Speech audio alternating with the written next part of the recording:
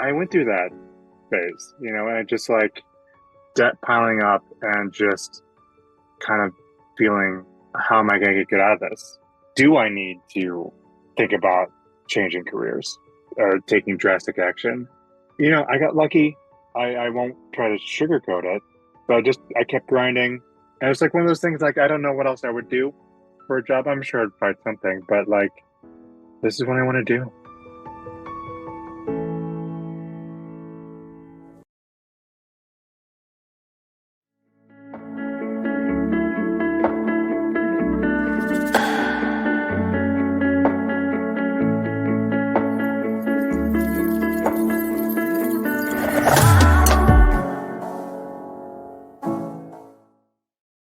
Well, welcome to the podcast today. Our special guest is a longtime composer.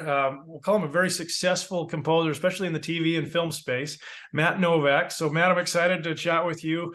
I was doing a little bit of research and just seeing some of the projects you've done.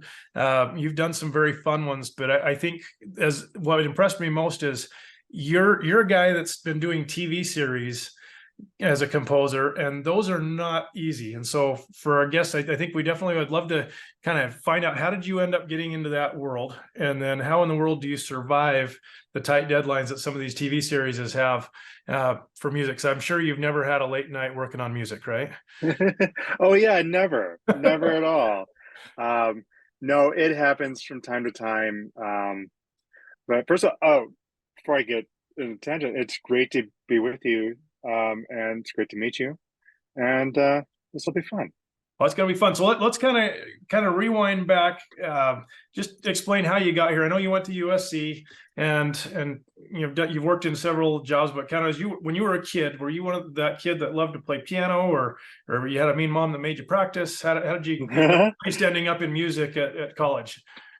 I had wonderful parents who were really into music. And they're very supportive. I was a drummer, percussionist. Okay. My dad even bought me my first drum set without telling my mom. So he just showed up with a drum set one day and was like, "This is for Matt. He's gonna play drums. He's gonna make a lot of noise, and we're gonna support him." So those are the kinds of parents I have. They're just very supportive. They didn't know, I didn't know at the time that that's what I wanted to do for a living. And I was always interested in film scores. When like other kids were listening to pop music, my brother was way into punk rock at the time. I was listening to film soundtracks, and I also listened to heavy metal too.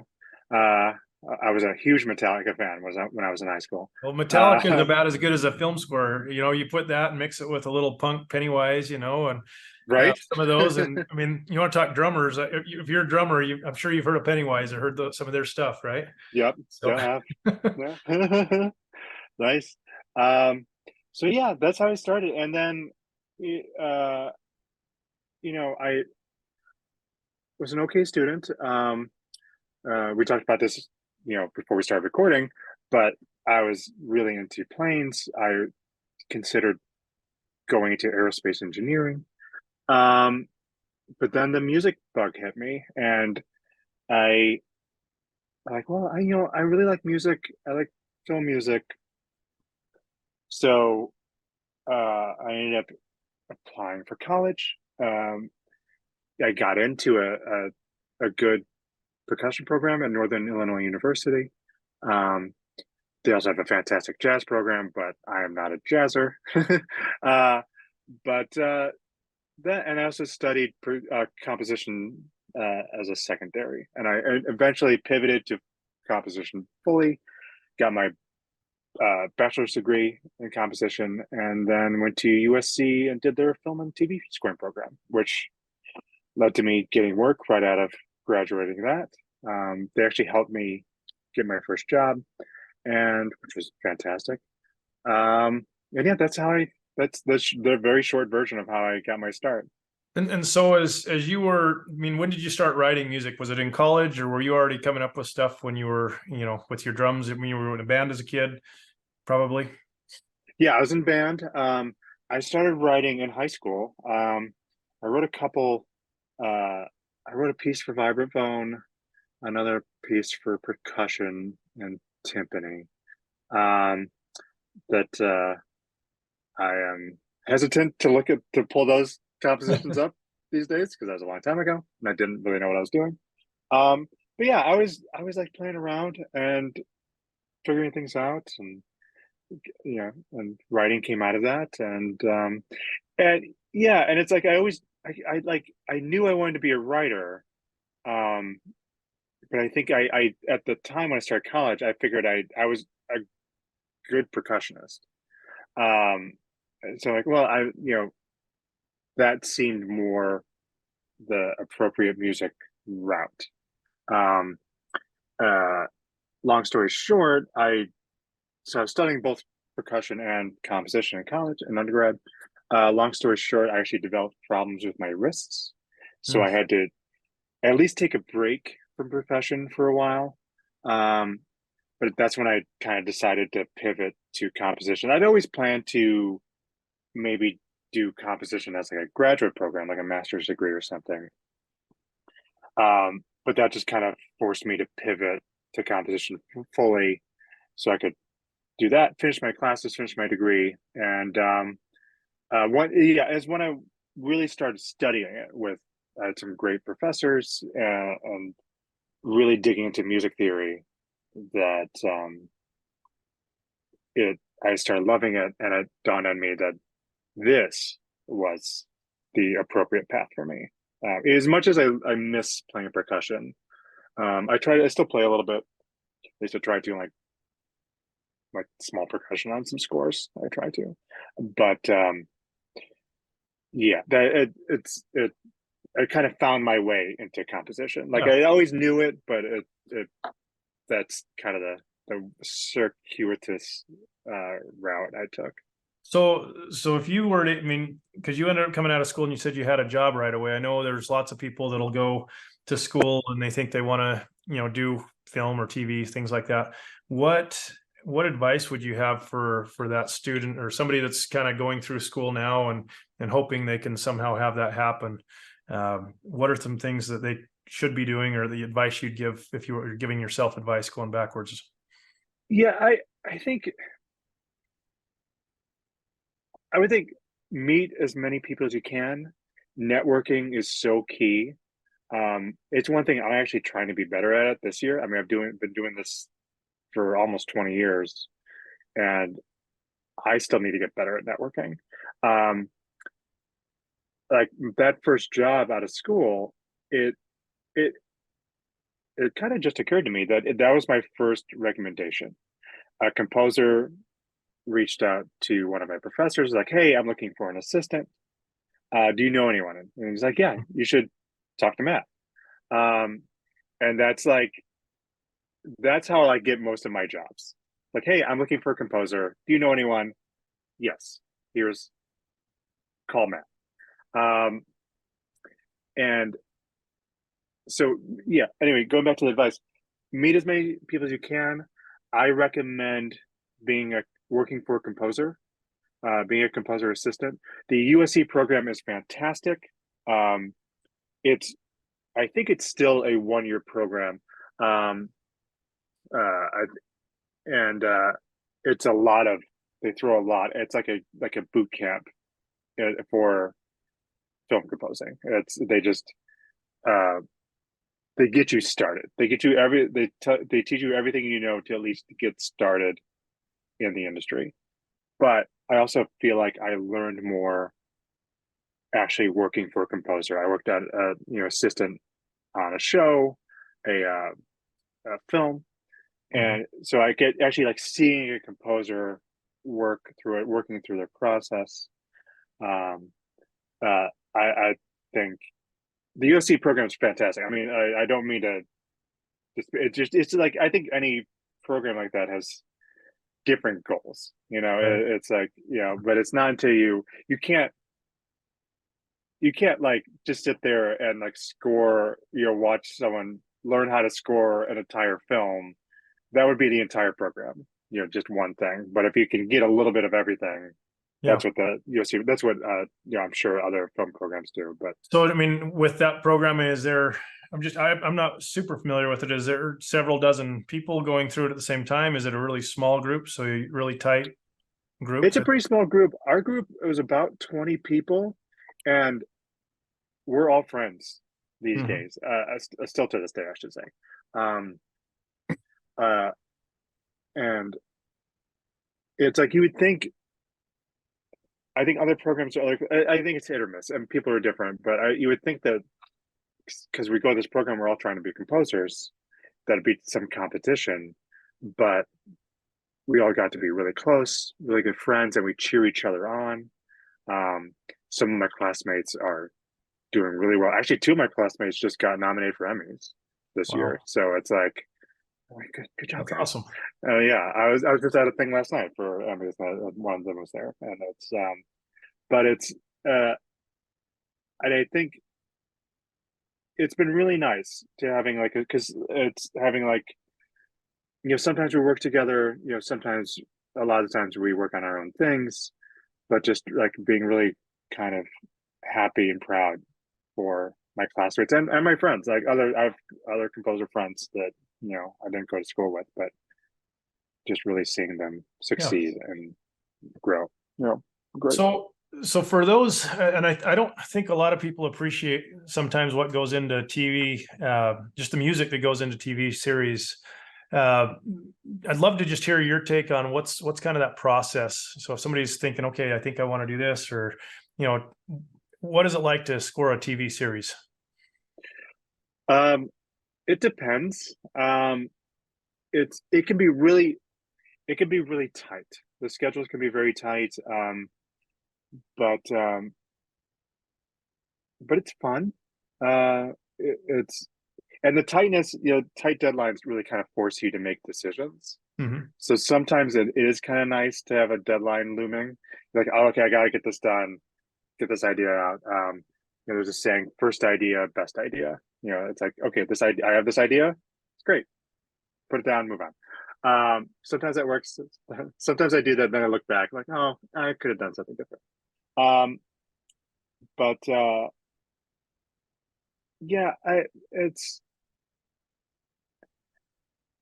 yeah, but it depends. And I've dealt with the extremes. I did the show Murderville, which came out 2 years ago, last year, last year. That we were working on 2 episodes a week for 6 weeks. Or no, I'm sorry, 2 episodes a week for 3 weeks, 6 episodes. And that was pretty tight. It did get pushed a little bit, so we got a little bit more breathing room. But that was one of the, like, okay, I got an idea. You typically would have time to kind of put together some ideas and put the palette and kind of the recipes for, okay, we're going to use these instruments. So you knew at least the general direction ahead of time. And then when it does come time, you get the video portions or clips sent to you. And then, is that where, do those directors, are they really tough to work with sometimes? I mean, not just with you, I'm just wondering, as you've talked to others in the industry, what can a composer do to make that as pleasant as possible? I think communication and collaboration. Thankfully, on Murderville, the production is one of my recurring clients. Is this same production company that did Children's Hospital and Medical Police. So I already had a relationship with them. And the head writer, showrunner, Krister Johnson, he and I are friends. So it's I could say, and he knew, in that case, he knew the schedule was tight. So he would have loved to give notes and play around with ideas, but there was just no time. So thankfully, he was really respectful of that. That was one of the things, like the first day I came up with a main theme and a kind of general idea, approach, and tone for the score. And we did go through some revisions for the main theme, but then once that was set, we just kind of just hit the ground running. And thankfully, I have a little bit of a team. I have another composer that helped me on that. His name's Greg Martin. He and I have been working together for a lot for the past few years. He also worked on Miracle Workers and Times. And speaking of that, that was the opposite. They baked into the schedule for the first couple of months, working on themes, working on approaches, styles, the palette, and then when we start scoring, then even that was like practically 2 episodes a week. But we had already baked in everything. We'd already started scoring early before things. We weren't kind of by the end of the season. Then we were started kind of hitting deadlines, but that was really nice. But it's just so different. It was like more like a film. Like film, you usually, typically, not always, you get a little bit more breathing room, and you do have a little more time to kind of play around, try different ideas. But yeah, but I think over the years, especially like lately, just regardless of the deadline, just try to work every day. I try to work Monday through Friday, 9 to 5, like typical normal person work hours. But try to write every day, or at least planning out what I'm about to write, planning out a score, planning out a cue, every day. So that helps too. That helps with deadlines, because it's the interesting thing with Miracle Workers is that we started, and I knew our first mix deadline was like 3 months away from we started, and then it was going to be like Fast and Furious when that started. So I had to kind of like work backwards and figure out my own schedule and writing schedule, and making sure I hit my own deadlines, so I'm not running into a bottleneck at the end. So, but every project's different. Well, for sure. And as you look back, and so the name of this podcast is A Successful Musician. I'm curious now that, you've been doing this for a long time. When you think of the word successful, what would you consider a successful musician? And what would you if you're sitting in front of that college class at USC to kind of explain that to these, up and coming kids now coming through? What would you call successful as a musician? Wow. I think it depends. Again, everything, like every answer, it depends. And I would say, like, it's, I'm on this podcast. Am I a successful musician? I guess I am. I'm here. You're living the dream for some people, right? It's like, oh my gosh. Yeah, thank you. But I still have some career goals I'd like to achieve. Earlier again, not before we start recording, we talked about games. I'm also a big sci-fi fan. I would love to do a big sci-fi epic adventure, or something, or a dramatic sci-fi, like hard sci-fi. So I have like personal goals, like that I still haven't achieved. So like that's why I'm like, okay.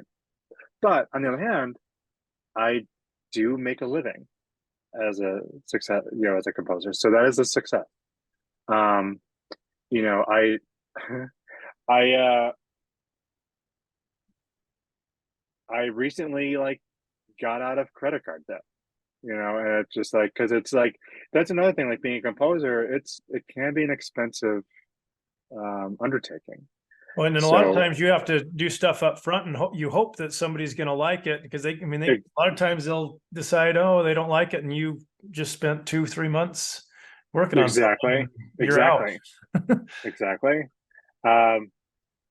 Yeah, there's that. Buying gear, buying computer, buying DAW sample libraries, instrument. It all adds up. But so that was a lot of credit card debt. And but yeah, so that was another form of period of success. Like, okay, like I finally felt like, and I also say I'm lucky, very lucky that I'm married, and my wife is very successful herself in the corporate area. So she has a normal job. Um, but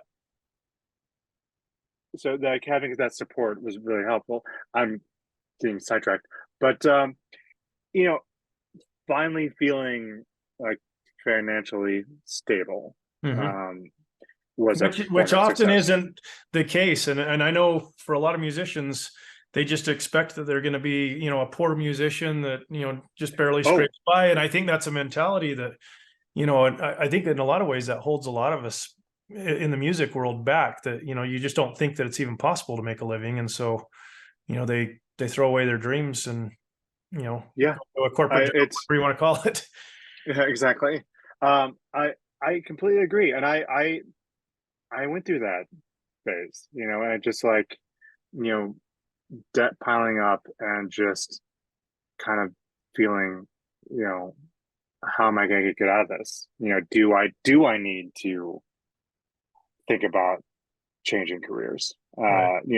Or taking drastic action. But I got lucky. I won't try to sugarcoat it. But I kept grinding, and it's like one of those things. Like I don't know what else I would do for a job. I'm sure I'd find something, but like this is what I want to do, and so it's well, I think so in listening to you talk through this, I think it's awesome that it's really one of those, you've stuck with it for a long time. And I think when we're in the moment, I think oftentimes we don't realize that it's leading to better, future doors opening up and good things. And, but then when you look back, that those hard things, oftentimes I think were part of getting, the most important thing that got you to where you are today. If it hadn't have been really hard and you hadn't survived the struggle, I don't think it would mean as much to you to be doing what you're doing today. Right. yeah. No, you're absolutely right. You're absolutely right. I look back at those periods as like a learning time, a learning period, uh, learning experiences. Um, and it was tough, but I learned from them. I Right. learned how to, like, being a musician, being an independent contractor, and just speaking in money. I don't want to get stuck on money. No one like that's a class they should have added at USC. How to budget when you're an independent contractor and you don't have uh reliable a constant reliable income like every week. Right. So how much do you spend on new gear? How much do you save? Um, so it's like that was a lot of trial and error. Um, Yeah. Also, when I was younger, I used to get sucked into like Black Friday sales, and it's like, oh, this new sample library is on sale. It's like 50% off. 50% This is off. great. Oh my gosh, I have so many string libraries I just don't use. I have so much I'm stuff in the that. same boat, and I'm still in search for that perfect string library. Yep. That I've got like 15 or 20. I don't know how many. It's silly how many I have. But you listening to those demos, like, oh, that's it. That's the one. Yeah, yeah. So There's I, still one I don't have that I still want to get. They're like, oh, well, maybe that'll be on sale one day. so I was I mean, I was sorry, doing I a little interrupted you. I was doing a little bit of research the other day. I ran across, it was the word sacrifice, and I think a lot of times people think, oh, you're this overnight success, or you've achieved this big thing that people look at as a success. But in order to get there, there's typically this 10, 20-year period or more in order to get to wherever you've been today, that oftentimes I don't think the general public even considers. And the sacrifices that happen for years sometimes. I was looking at the kind of that origin of that word. To sacrifice means to be willing to suffer for. And it's kind of one Mm-hmm. of those, if you think, okay, if I'm willing to do these really hard things. And I think with the music, oftentimes we know, hey, this is going to be a hard road. It's not going to be easy, but if you love it, then you're willing to suffer through it. Whether it's music or whether it's, some people would consider kids sometimes. I mean, teenagers can sometimes be, we all went into this, okay, when I have kids, but it's going to be some rough times, but you're willing to make those sacrifices or suffer through it because the payoff's going to be awesome at the end. And I think that, if you can approach whether it's music or anything in life with the desire or willingness to know it's going to be hard and to work through those, the feeling you're going to get and I think it's this fulfillment factor. And what I find interesting with you is you said you still have goals. A lot of people would consider you a successful person doing these TV series, but I think that's probably one of my biggest takeaways is even though you may have arrived or people think you've arrived, the people who are really successful are going to have more goals and more things that they've pointed out, okay, I want to get there. I'm sure you've got a roadmap or some plan to be able to, you want to do a video game series. Well, what is it you're going to do? You're going to, connect these dots along the way to get there. And you're able to look back and put together the roadmap that hopefully will get you there. And I'm sure it'll be, there'll be some curves and things that you don't expect coming along, but it'll be enjoyable to get there as you're working towards those. So. Yeah, I think so. That's absolutely right. You just never stop. Keep going, like keep grinding, as they say. And you're just like you're talking about being a teenager and you having a lofty goals, lofty dreams. I remember when I first started, I was like really sucked into fantastical thinking. Like, oh, I'm gonna demo for this thing. I'm gonna do an awesome demo. I'm gonna get that job because I'm awesome. And then you don't get it, and it's heartbreaking. I remember, I applied to be a assistant for another composer, which, like, that interview went really well. I was told like that I'm not gonna say who it was. That person is thinking about hiring me, and then at the end, I was like, "Oh, sorry, we went with someone else," and it was like soul crushing because like I knew air quotes that I had that job.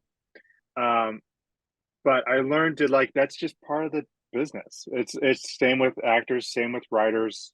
You just kind of keep grinding. You're not going to get every job. Yep. You just hope you get a job, and you hope you work with awesome people that then lead to more jobs. But yeah, it's like you have a roadmap, and it's just kind of like that realization that is just disappointment and rejection.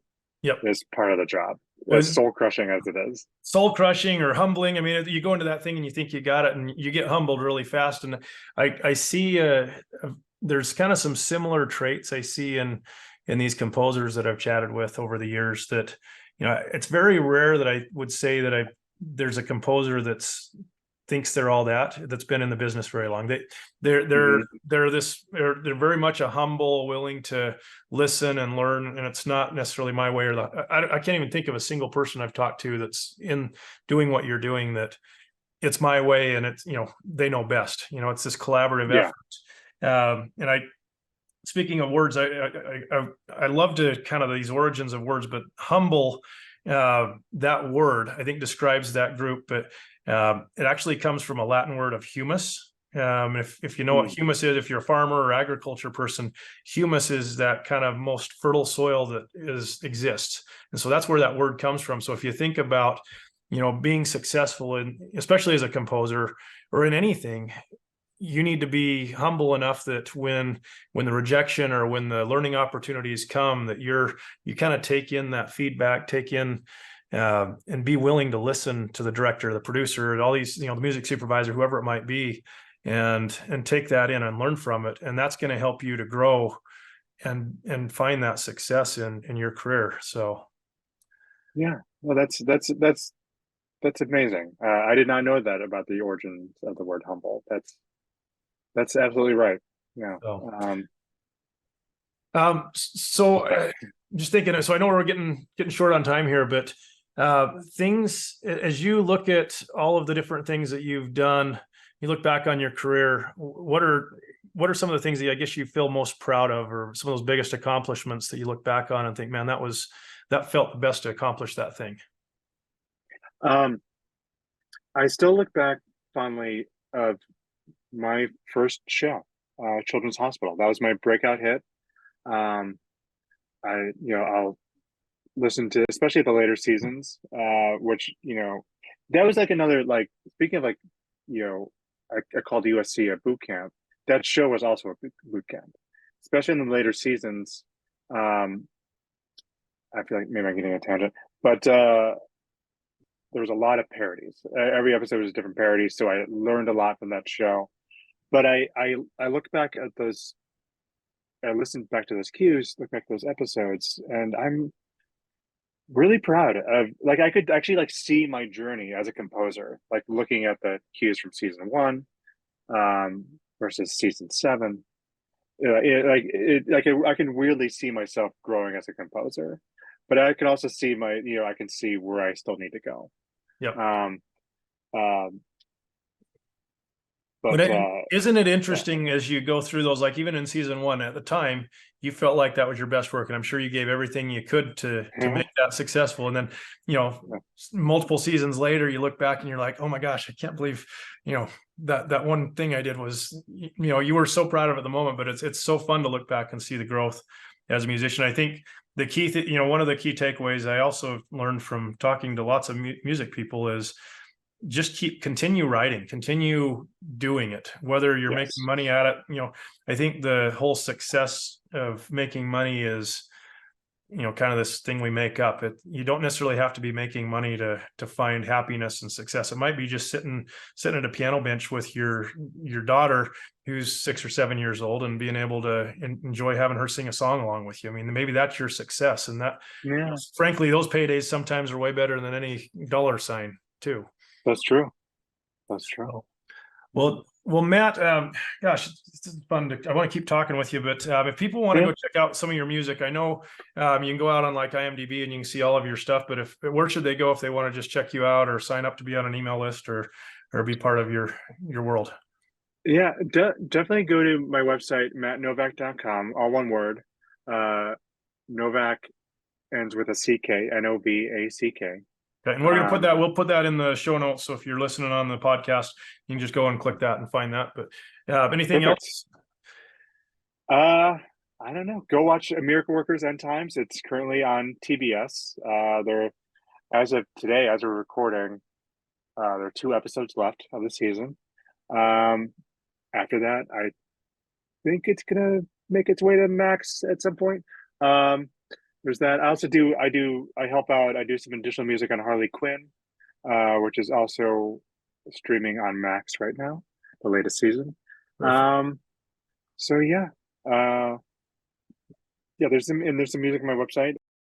So you're doing Harley Quinn, which is super fun, I'm sure, for you. And it's very fun. And I'm sure the next projects are just waiting to happen too. So I hope so. Well, we'll see what happens after this strike. I have a feeling there's a lot like waiting to come, a lot of pent up creativity that's just waiting to be let out. Yes. Awesome. Well, that's going to be exciting. So mattnovack.com. Thanks so much. And I think we need to do this again soon. Absolutely. Yeah. Thanks so much. Some stuff. Yeah. Thank you, Jason.